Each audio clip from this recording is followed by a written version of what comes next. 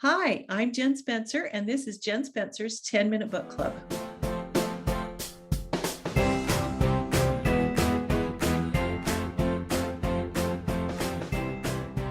Hi, everybody. Thank you for being here. Oh, it's spring finally, and I'm loving the warm air.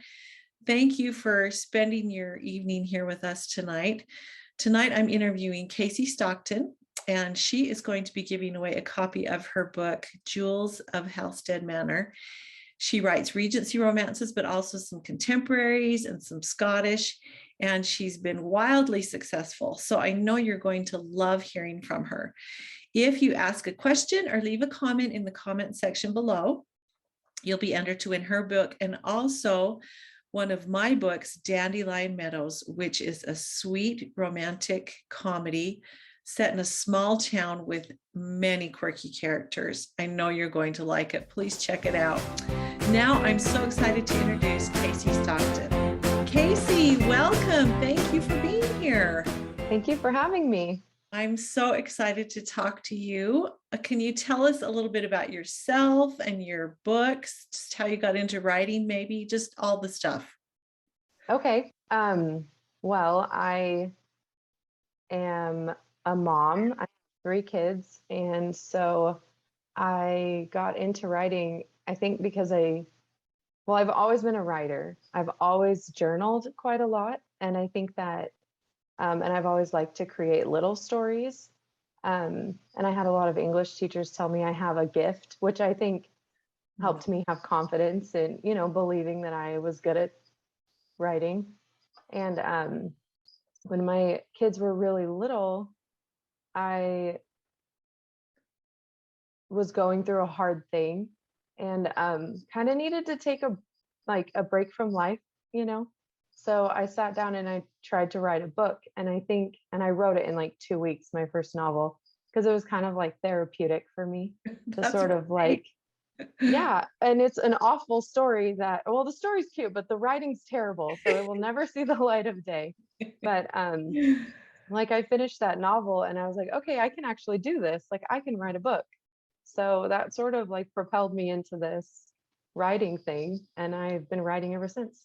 Oh, that's so wonderful. That's kind of a very common thread with a lot of the people I talk to. It's like you maybe need some stimulation or something when you have little kids at home, and writing is such a great way to bring that in and just to feel like you've accomplished something, but also just Hmm.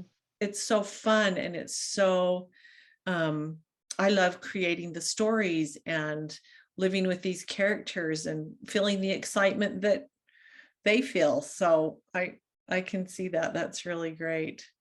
So so how long ago was this that you wrote this book that was 2 weeks? It was like 2014. So Okay. and then I would take a long time off in between because I didn't think I'd ever actually publish. I just was writing for myself. Mm. And it was around 2018 when I thought, I have like 6 books sitting on my computer. I should try to do something with these.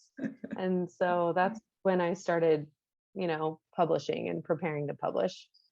So did you are they self-published, or are you with a publisher? I have one book coming out with a publisher next year, but everything else is self-published. Okay. And that's such I'm just, it's really brave to do self-publishing and put yourself out there. And I love how easy it is now, but it is not, um, it's scary. It's not necessarily the easiest thing to do. So that's great. Yeah. Well, and you do have to be brave because I don't have a team behind me Mhm, saying this book is, worth going out into the world. I kind of have to decide that. And I do have a team of editors and people who I think give me that same confidence. mhm. But I mean, anytime you put a book out there, regardless of how it gets into the world, it's scary. You're like giving books to readers and hoping they'll love your characters as much as you did. Yeah, it really is putting yourself out there. And I remember my first book. Um, I went and pitched it to an editor. I was at a writers conference and I went and pitched it to an editor. And that still one of the top 10, maybe top 5 scariest things I have ever done, to just put myself out there. And I feel like I'm a pretty brave person, but that was terrifying to me. It was so Yeah. scary. So scary. It's so scary. Yeah. Well, so tell us about the book that you're going to be giving away. Is it already out? Has it already come out? Yeah, this book has been out it came out in 2020, right at the beginning of the pandemic, actually in March. So Okay. it's been out for a while, but it's the beginning of a series um, of 4 girls. It's a Regency romance, and they're 4 women who are really good friends. And so this story is one of the women, and then it follows their little friends group, and they created kind of like a book club. And so it goes through each of their stories, and then there's a bonus story at the end of one of their sisters. But I just love this one. It's kind of like there's a mystery in it, but it's not really focused on the mystery. It's more the romance. So that's kind of just like, a little side thing, but it's kind of fun. Oh yeah, that's fun. So tell me the plot of this first book in the series. So it's about a girl who, her name is Julia, but it's spelled the Italian way because her mom is from Italy. And it's Which she is her what is the Italian way to spell it? oh, it's Giulia. Oh, okay. So yeah. So I've had a lot of people like reach out and ask how to pronounce it, but there is a pronunciation guide in the beginning to help people with that. Good But idea. her father dies and she's left with nothing, and she goes and travels to her uncle's estate and hopes that he'll help her out and take her. Well, he sent her a letter kind of inviting her. Anyway, on her way to his house, she, trips over a man in the road who has been shot.